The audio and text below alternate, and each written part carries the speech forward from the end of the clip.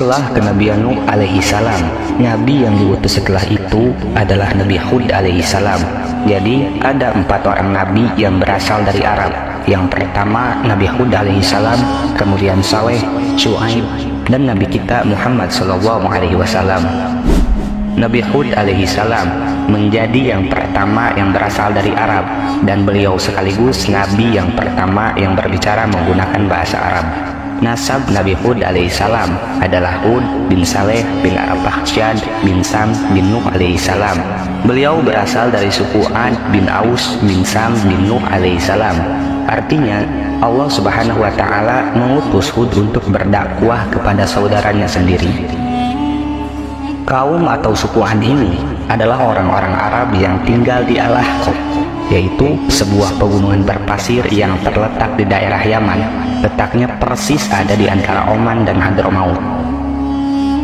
Syekh Muhammad bin Ahmad bin Ilyas dalam buku yang telah diterjemahkan oleh Abdul Halim yang berjudul Kisah Penciptaan dan Tokoh-tokoh Sepanjang Zaman, disebutkan di sana bahwa kaum Ad adalah kaum pertama yang menyembah berhala setelah terjadi peristiwa banjir besar di masa Nabi Nuh alaihissalam. Mereka adalah kaum yang diciptakan oleh Allah subhanahu wa ta'ala dengan postur, perawakan, dan kekuatan yang lebih besar daripada manusia lain yang hidup pada zaman itu.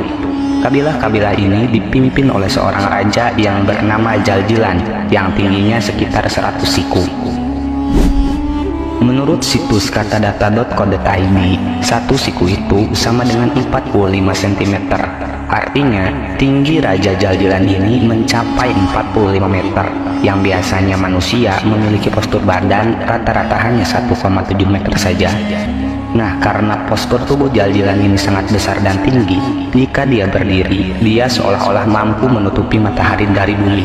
Dan ketika dia meletakkan tangannya di atas sebuah gunung, dia bisa menghancurkan gunung itu dari semua sisinya.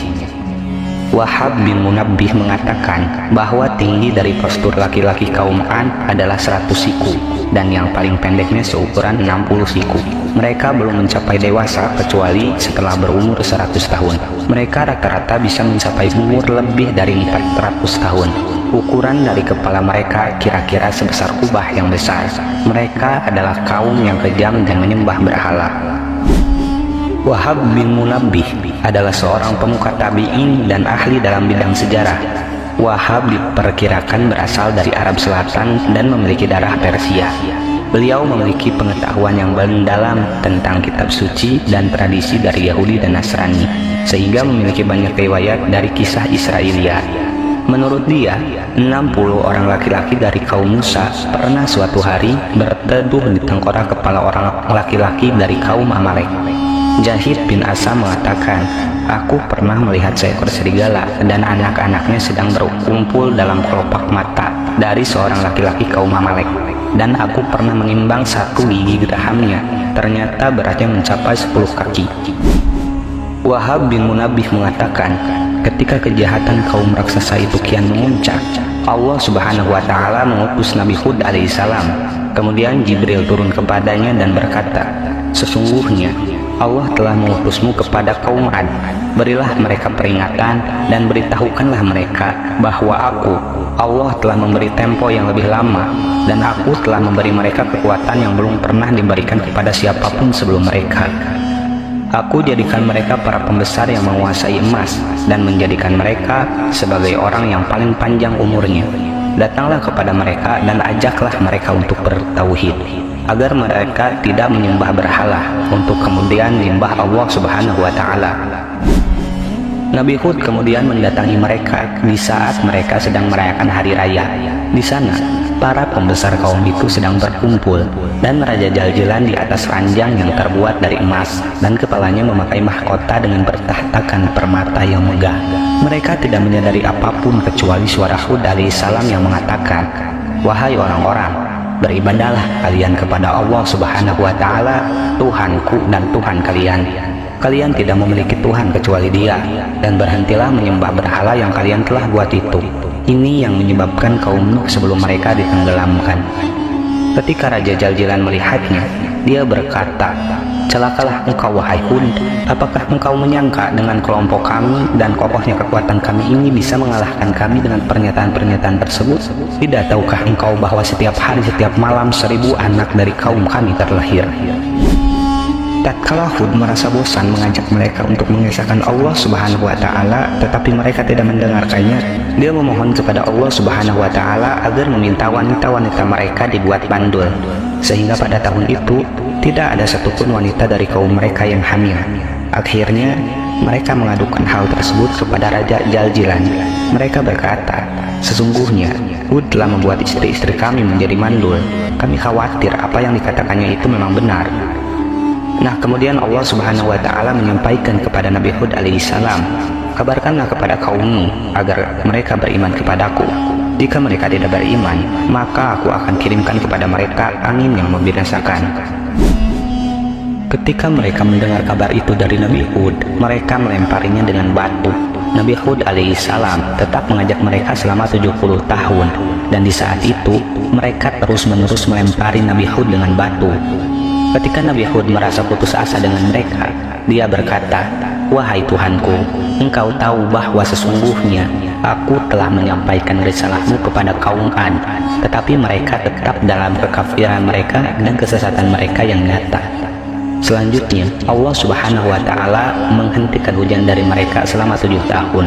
Setelah tanah mereka mengering, hewan-hewan ternak mereka binasa, sementara kebutuhan mereka makin meningkat, sehingga mereka banyak yang mati hingga mencapai setengahnya. Berhari-hari bahkan bertahun-tahun didakwahi, kaum ini tidak mau mendengar juga. Akhirnya turunlah azab pertama dari Allah Subhanahu wa Ta'ala kepada kaum ini. Ketika itu terjadi paceklik bertahun-tahun, kemarau panjang, dan tak satu hujan pun turun. Sementara kaum Ad ini bergantung pada hujan karena mayoritas pekerjaan mereka adalah petani dan ternak. Sedangkan ini sudah bertahun-tahun tak setetes pun air hujan turun ke bumi. Maka ketika itu terjadilah kekeringan yang luar biasa. Sawah dan kebun mereka gagal panen, tanamannya banyak yang mati dan diikuti juga dengan hewan-hewan ternak mereka. Banyak hewan ternak mereka mati karena tidak ada air untuk diminum dan rumput untuk dimakan. Bahkan ada banyak penduduk kaum Ad ini mati karena musibah kemarau ini. Malahan di satu riwayat dikatakan akibat dari kekeringan ini tengah dari penduduk kaum Ad mati kelaparan. Sementara itu, Nabi Hud ini sudah meninggalkan kaum ini karena kaum ini tidak mau dinasehati. Akhirnya, ketika sebelum kemarau ini terjadi, Nabi Hud safar ke Mekah, atau beliau pindah dari Al-Ahqaf ke Mekah, dan dia tinggal bersama kaumnya yang percaya akan dakwahnya. Ketika musibah kemarau ini terjadi, maka diutuslah 7 orang dari kaum Adin ke Mekah untuk berdoa kepada berhala-berhala yang ada di Mekah saat itu. Karena ketika ada kabar di masyarakat bahwa berhala-berhala Mekah ini lebih mustajab jika berdoa di depannya, maka berangkatlah 7 orang dari kaum Adin ke Mekah. Setelah di depan berhala Mekah ini, mereka berdoa meminta agar kemarau di daerah mereka dihilangkan. Nah, setelah mereka selesai berdoa, tiba-tiba ada suara dari langit yang seolah-olah doa mereka ini terdengar seperti diijabah. Suara itu mengatakan, "Apa yang kalian mau?" Lalu mereka menjawab, "Kami ingin hujan di daerah kami." Kemudian suara itu mengatakan lagi, "Baiklah kalau kalian ingin hujan. Sekarang kalian pilih dari semua warna awan ini. Kalian mau awan warna putih, hitam, kuning, atau awan warna merah?" Dan mereka menjawab, "Kami ingin awan hitam." Seperti yang kita ketahui, awan berwarna hitam itu lebih banyak kandungan airnya dan besar kemungkinannya untuk turun hujan.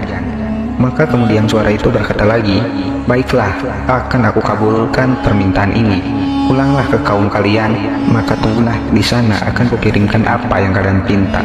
Akhirnya setelah itu mereka pulang ke kaumnya. Setelah sampai, mereka memberitahu bahwa doa mereka dikabulkan oleh berhala yang ada di Mekah. Tak lama dari itu, dari kejauhan mereka melihat ada barisan awan hitam yang sedang menuju ke wilayah mereka. Maka ketika itu mereka senang sebab akan turun hujan, hingga orang-orang saat itu keluar dari rumahnya dan menyaksikan bagaimana kumpulan awan itu berjalan menuju ke arah mereka. Mereka pikir awan-awan ini akan membawa berkah untuk mereka. Padahal sebenarnya ini adalah ajab Allah yang kedua, tapi mereka sama sekali tidak mengetahuinya. Tatkala ketika awan itu sudah semakin dekat, bukannya hujan yang turun, malahan ada angin besar yang keluar dari dalam awan ini, sehingga angin ini meluluh lantahkan semua yang ada di kaum Ad ini, mau itu manusia, rumah-rumah mereka, dan bahkan berhala-berhala yang mereka sembah, hancur semua dilibas dengan angin ini. Tak hanya sampai di situ, awan ini juga mengeluarkan semacam suara pekikan, yang suara ini menghancurkan gendang telinga setiap orang di kaum Ad ini. Allah Subhanahu wa Ta'ala benar-benar menurunkan azab pada kaum ini. Lalu angin kencang ini mengangkat semua penduduk kaum Ad ke langit.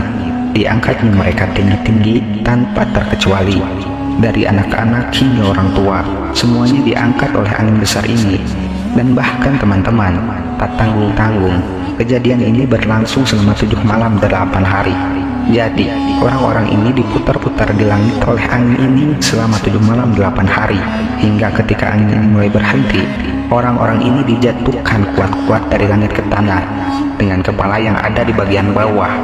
Jadi ketika itu mereka ini dilemparkan dari langit dan menancap di tanah pada bagian kepalanya. Akhirnya dari azab ini Allah Subhanahu wa Ta'ala tidak menyisakan seorang pun, kecuali Allah binasakan seluruh orang dari kaum Ad, bahkan peradabannya pun musnah. Sementara di sisi lain, Nabi Hud alaihissalam yang hijrah bersama pengikutnya selamat dari musibah yang menimpa kaumnya ini.